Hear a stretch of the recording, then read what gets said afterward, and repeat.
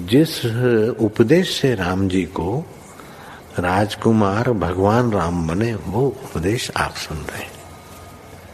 कितना ऊंचा ग्रंथ है, इसको वाल्मीकि रामायण भी बोलते, योग वशिष्ठ महारामायण भी बोलते। राम तीर्थ ने इसी का बार बार अध्ययन किया था। ये आप भी शांत हो जाएंगे परमात्मा में, और दूसरों को भी शांति देने की क्षमता देने वाला ये सदग्रंथ है। इसको वेदांत का सिद्धांत ग्रंथ बोलते हैं। दूसरे होते प्रक्रिया ग्रंथ। ये करके फिर कब वो आचार्य बनो तब समझो, ये तो थोड़ा पढ़ो और फिर वही सिद्धांत की बात। तो बार बार योग वशिष्ठ महारामायण विचारने योग। ओम श्री सद्गुरु परमात्मने नमः। श्री वशिष्ठ जी बोले, हे रामचंद्र जी, ज्ञानी और अज्ञानी दोनों की चेष्टा समान है, परंतु अज्ञानी अहंकार सहित करता है, इससे दुख पाता है। इससे तुम अहंकार का त्याग करो और अपना स्वरूप जो चैत्य से रहित चैतन्य है उसमें स्थित रहो, जिससे तुम्हारे सब संशय मिट जावे। जितने जीव तुमको भासित होते हैं वे सब संवित अर्थात ज्ञान रूप है, परंतु बहिर्मुख फुरने के कारण भ्रम में पड़े हैं। जब जीव अंतर्मुख हो तब केवल शांत रूप हो। जहाँ गुणों और तत्वों का क्षोभ नहीं, वह शांत पद कहलाता है। हे रामचंद्र जी, जैसे गुलाब की सुगंध संपूर्ण वृक्ष में व्याप्त है परंतु फूल ही में भासित होती है, वैसे ही चैतन्य सत्ता सब शरीरों में व्याप्त परंतु हृदय में ही भासित होती है। जो त्रिकोण रूप निर्मल चक्र है वही अहम ब्रह्मा का उत्थान होता है। वहां से वृत्ति फैलकर पंच इंद्रियों के छिद्र से निकलकर विषयों को ग्रहण करती है और जीव उन इंद्रियों के इष्ट अनिष्ट की प्राप्ति में राग द्वेष मानता है। इससे हे रामचंद्र जी, इतना कष्ट प्रमाद से है। जब बोध होता है तब संसार का भ्रम मिट जाता है। हे रामचंद्र जी, जैसे अग्नि को जानकर स्पर्श करिए तो भी जलाती है और बिना जाने स्पर्श करिए तो भी जलाती है, क्योंकि सत्य है। और जैसे जल की भावना से मृग मरुस्थल में दौड़ता है परंतु जल नहीं पाता क्योंकि वह असत्य है, वैसे ही हे रामचंद्र जी, अहंकार जो फुरता है वह असत्य है, भ्रम से सिद्ध है और विचार से नष्ट हो जाएगा। हे रामचंद्र जी, यह अहंकार रूपी कलंक उठा है। यदि अहंकार हो निरअहंकार होकर देखो तो मुक्त रूप हो, और यदि अहंकार संयुक्त देखो तो बंधन में हो। इससे निरअहंकार होकर निर्वाण पद को प्राप्त हो जाओ, यही हमारा सिद्धांत है और परम भूमिका भी यही है।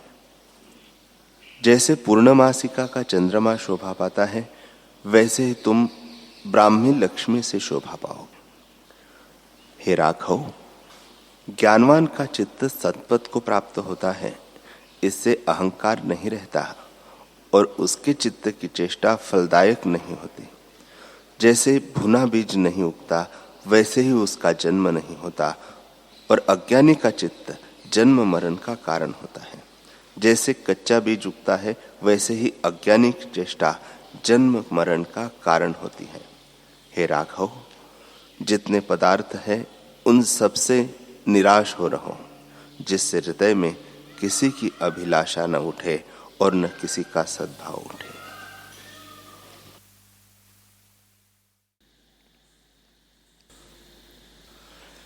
श्री योग वासिष्ठ महारामायण उत्पत्ति प्रकरण सर्ग 14। लीला ने पूछा, हे देवी, उस वशिष्ठ ब्राह्मण को मरे 8 दिन बीते हैं और हमको यहाँ 60 सहस्त्र वर्ष बीते हैं, यह वार्ता कैसे सच जानी है? थोड़े काल में बड़ा काल कैसे हुआ?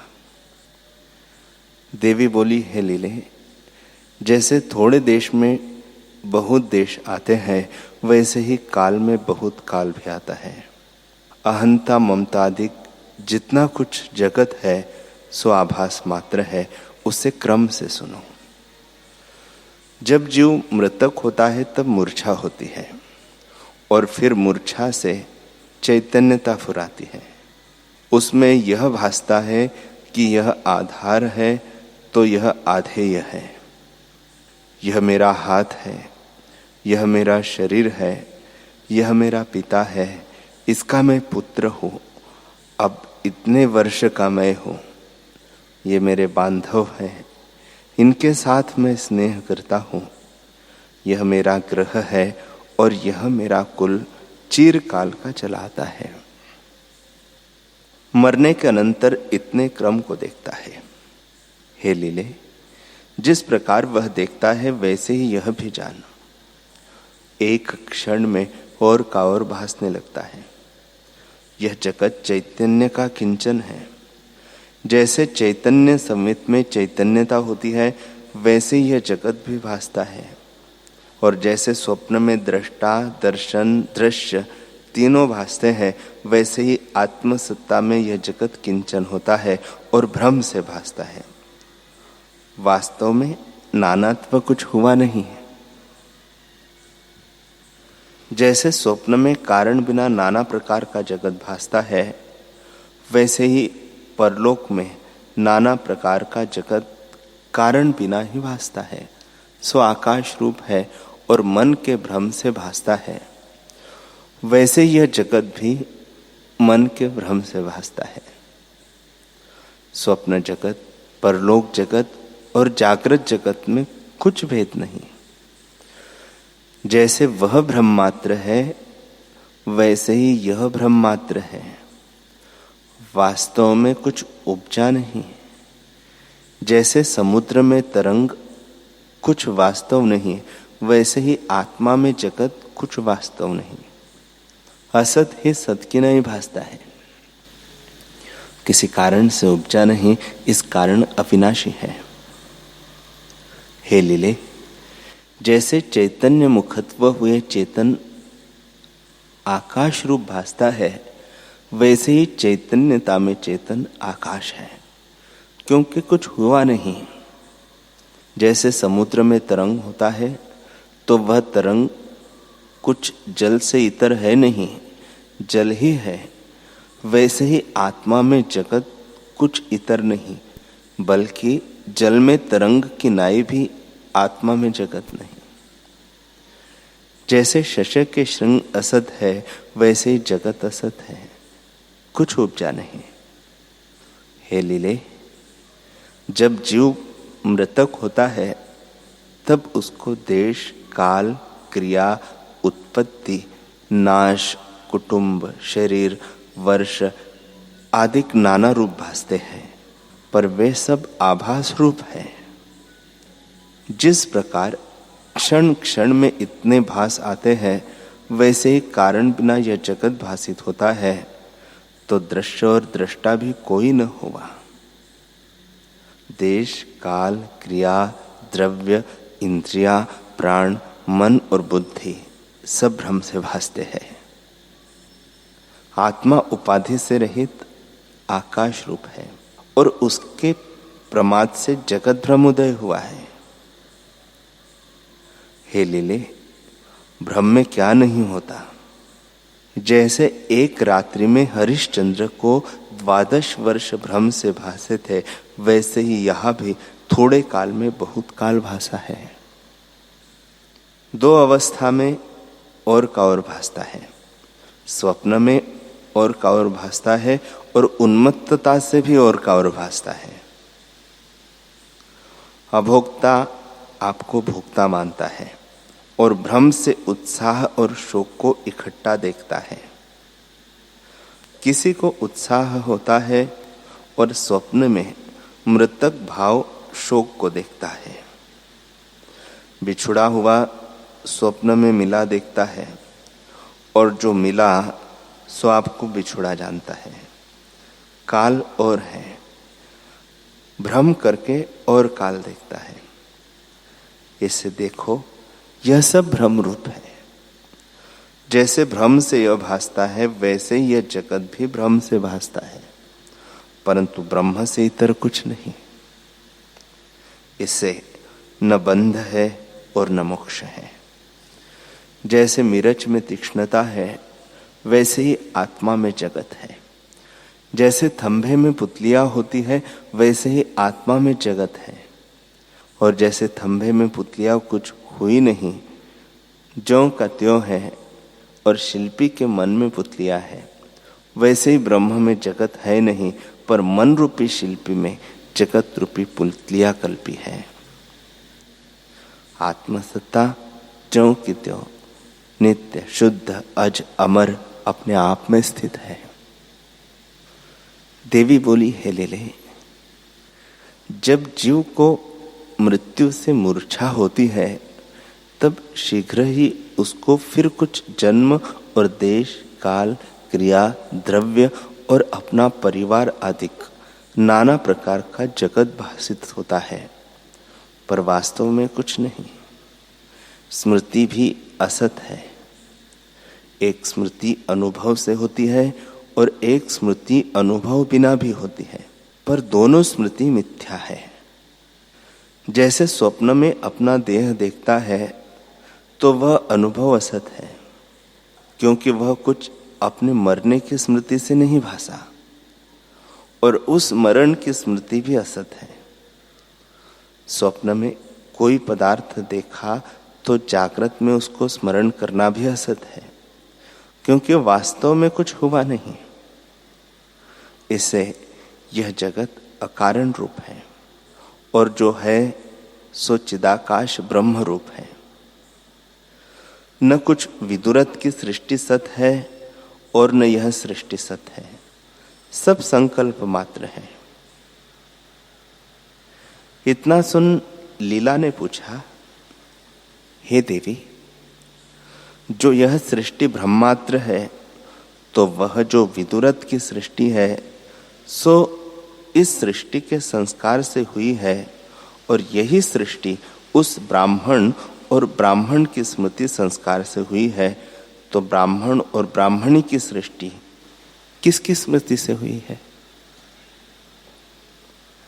देवी बोली, हे लीले, वह जो वशिष्ठ ब्राह्मण की सृष्टि है सो ब्राह्मण के संकल्प से हुई है, और ब्राह्मण ब्रह्मा में फुरा है, परंतु वास्तव में ब्रह्मा भी कुछ नहीं हुआ, तो उसको सृष्टि क्या कहूं? यह जितना कुछ सृष्टि है सो उसी ब्राह्मण के मंदिर में है। वास्तव में कुछ हुई नहीं, सब संकल्प रूप है और मन के फुरने से भासती है। जैसे जैसे संकल्प फुरता है वैसे ही वैसे होकर भासता है। यह सृष्टि जो तेरे भर्ता को भासी आई है वह संकल्प से भासी है। थोड़े काल में बहुत भ्रम होकर भासता है। लीला ने पूछा, हे देवी, जहां ब्राह्मण को मृतक हुए 8 दिन व्यतीत हुए हैं, उस सृष्टि को हम किस प्रकार देखें? देवी बोली, हे लीले, जब तू योग अभ्यास करे तब देखे। अभ्यास बिना देखने की सामर्थ्यता न होगी, क्योंकि वह सृष्टि चिदाकाश में फुरती है। जब तू चिदाकाश में अभ्यास करके प्राप्त होगी तब तुझको सब सृष्टि भास आवेगी। वह जो सृष्टि है सो और के संकल्प में है। जब उसके संकल्प में प्रवेश करे तो उसकी सृष्टि भासे, अन्यथा नहीं भासती। जैसे एक के स्वप्न को दूसरा नहीं जान सकता, वैसे ही और की सृष्टि नहीं भासती।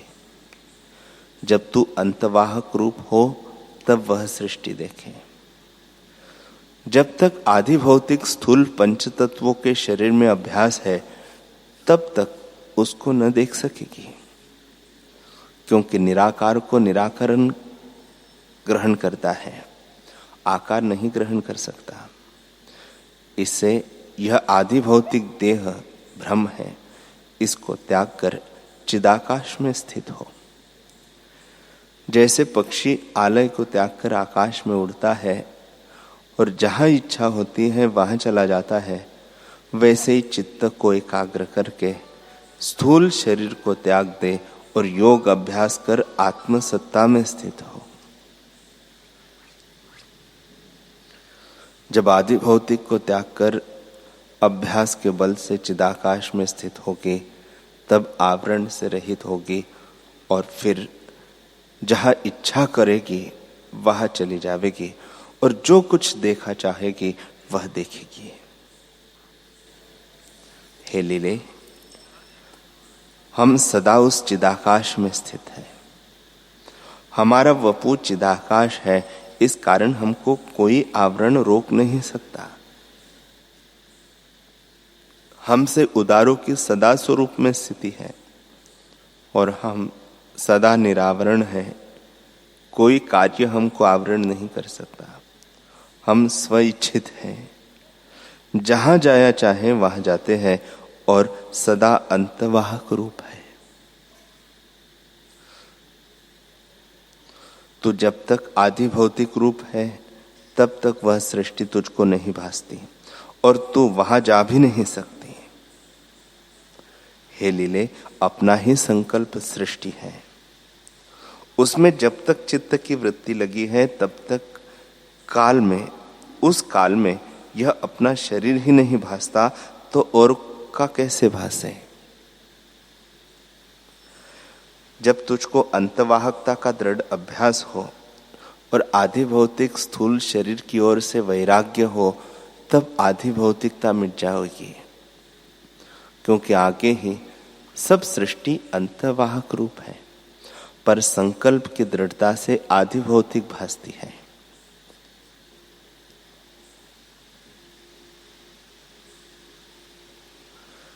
जैसे जल दृढ़ शीतलता से बर्फ रूप हो जाता है, वैसे ही अंतवाहकता से आदि भौतिक हो जाते हैं। प्रमाद रूप संकल्प वास्तव में कुछ हुआ नहीं। जब वही संकल्प उलटकर सूक्ष्म अंतवाहक की ओर आता है, तब आदि भौतिकता मिट जाती है और अंतवाहकता आ उदय होती है। जब इस प्रकार तुझको निरावरण रूप उदय होगा, तब देखने में और जानने में कुछ यत्न न होगा। साकार से निराकार का ग्रहण नहीं कर सकता। निराकार की एकता निराकार से ही होती है, अन्यथा नहीं होती। जब तू अंतवाहक रूप होगी, तब उसकी संकल्प सृष्टि में तेरा प्रवेश होगा। हे लीले, यह जगत संकल्प रूप ब्रह्मात्र है, वास्तव में कुछ हुआ नहीं। एक अद्वैत आत्म सत्ता अपने आप में स्थित है और द्वैत कुछ है नहीं। लीला बोली, हे देवी, जो एक अद्वैत आत्म सत्ता है, तो कलना यह दूसरी वस्तु क्या है, सो कहो। देवी बोली, हे लीले, जैसे सुवर्ण में भूषण कुछ वस्तु नहीं, जैसे सीपी में रूपा दूसरी वस्तु कुछ नहीं, और जैसे रस्सी में सर्प दूसरी वस्तु नहीं, वैसे ही कलना भी कुछ दूसरी वस्तु नहीं है। एक अद्वैत आत्मसत्ता ज्यों की त्यों स्थित है। उसमें नानात्व भासता है, पर वह ब्रह्मात्र है। वास्तव में अपना आप एक अनुभव सत्ता है। इतना सुनकर फिर लीला ने पूछा, हे देवी, जो एक अनुभव सत्ता और मेरा अपना आप है, तो मैं इतना काल क्यों भ्रमती रही? देवी बोली, हे लीले, तू अविचार रूप भ्रम से भ्रमती रही है। विचार करने से भ्रम शांत हो जाता है। भ्रम और विचार भी दोनों तेरे ही स्वरूप है और तुझसे ही उपजे हैं।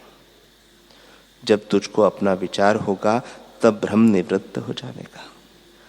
जैसे दीपक के प्रकाश से अंधकार नष्ट हो जाता है, वैसे ही विचार से द्वैत भ्रम नष्ट हो जाएगा।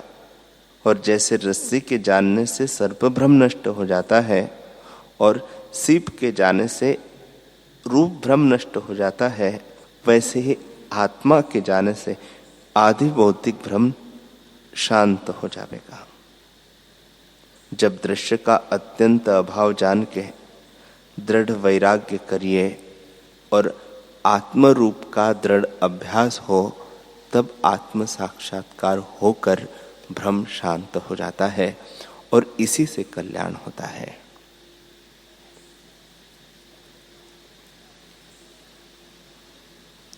हे लीले, जब दृश्य जगत से वैराग्य होता है तब वासना क्षय हो जाती है और शांति प्राप्त हो जाती है। हे लीले, तू आत्मसत्ता का अभ्यास कर तो तेरा जगत भ्रम शांत हो जाएगा। भ्रम भी कोई वस्तु नहीं है, क्योंकि देह आदि भ्रम भी कुछ हुआ नहीं। जैसे रस्सी के जाने से सांप का अभाव विदित होता है, वैसे ही आत्मा के जाने से देहादिक का अत्यंत अभाव हो जाता है। देवी बोली, हे लीले, जितने कुछ शरीर तुझको भासते हैं सो सब स्वप्नपुर की नाई है। जैसे स्वप्न में शरीर भासते हैं, पर जब निज स्वरूप में स्मृति होती है तब स्वप्न का शरीर सत्य नहीं भासता। जैसे संकल्प के त्यागने से संकल्प रूप शरीर नहीं भासता, वैसे ही बोध काल में यह शरीर भी नहीं भासता। जैसे मनोराज के त्यागने से मनोराज का शरीर नहीं भासता, वैसे ही यह शरीर भी नहीं भासता। जब स्वरूप का ज्ञान होगा तब यह भी वास्तव न भासेगा। जैसे स्वरूप स्मरण होने पर स्वप्न शरीर शांत होता है, वैसे ही वासना के शांत होने पर जागृत शरीर भी शांत हो जाता है। जैसे स्वप्न का देह जागने से असत होता है, वैसे ही जागृत शरीर की भावना त्यागने से यह भी असत भासता है। इसके नष्ट होने पर अंतवाहक देह उदय होवेगा। जैसे स्वप्न में राग द्वेष होता है और जब पदार्थों की वासना बोध से निर्बोध होती है तब उनसे मुक्त होता है, वैसे जिस पुरुष की वासना जागृत पदार्थों में नष्ट हुई है, सो पुरुष जीवन मुक्त पद को प्राप्त होता है। और यदि उसमें फिर भी वासना दृढ़ावे तो वह वासना भी निर्वासना है। सो सर्व कल्पनाओं से रहित है, उसका नाम सत्ता सामान्य है। हे लीले, जिस पुरुष ने वासना रोकी है और ज्ञान निद्रा से आवरिया हुआ है, उसको सुषुप्ति रूप जान। उसकी वासना सुषुप्ति है और जिसकी वासना प्रकट है और जागृत रूप से विचरता है, उसको अधिक मोह से आवरिया जानिए। जो पुरुष चेष्टा करता दृष्टि आता है और जिसकी अंतःकरण की वासना नष्ट हुई है, उसको तुरिया जान। हे लीले, जो पुरुष प्रत्यक्ष चेष्टा करता है और अंतःकरण की वासना से रहित है, वह जीवन मुक्त है। जिस पुरुष का चित्त सतपथ को प्राप्त हुआ है, उसको जगत की वासना नष्ट हो जाती है। और जो वासना फुर्ती भासती है तो भी सत्य जान के नहीं फुरती। जब शरीर की वासना नष्ट होती है तब आदि भौतिकता नष्ट हो जाती है और अंतवाहकता आन प्राप्त होती है। जैसे बर्फ की पुतली सूर्य के तेज से जलरूप हो जाती है, वैसे ही आधि भौतिकता क्षीण होकर अंतवाहकता प्राप्त होती है। जब अंतवाहकता प्राप्त होती है तब शरीर आभासमय चित्त रूप होता है और अपने जन्मांतरों व्यतीत सृष्टि का सब ज्ञान हो आता है। तब वह जहां जाने की इच्छा करता है वहां जा प्राप्त होता है। और यदि किसी सिद्ध के मिलने अथवा किसी के देखने की इच्छा करे सो सब कुछ सिद्ध होता है, परंतु अंतवाहक बिना शक्ति नहीं होती। जब इस देह से तेरा अहम भाव उठेगा तब सब जगत तुझको प्रत्यक्ष भासेगा। हे लीले, जब आदि भौतिक शरीर की वासना नष्ट होती है तब अंतवाहक देह होती है, और जब अंतवाहक में वृत्ति स्थित होती है तब और के संकल्प की सृष्टि भासती है। इससे तू वासना घटाने का यत्न कर। जब वासना नष्ट होगी तब तू जीवन मुक्त पद को प्राप्त होगी।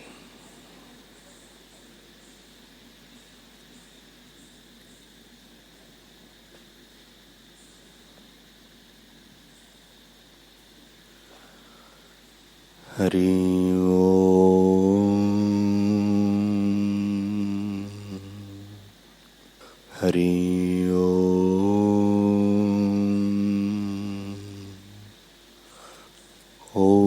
सहना भवतु सहनौ भुनक्तु सह वीर्यं करवावहै तेजस्विनावधीतमस्तु मा विद्विषावहै। ओम शांति शांति शांति। श्री सद्गुरुदेव भगवान की जय।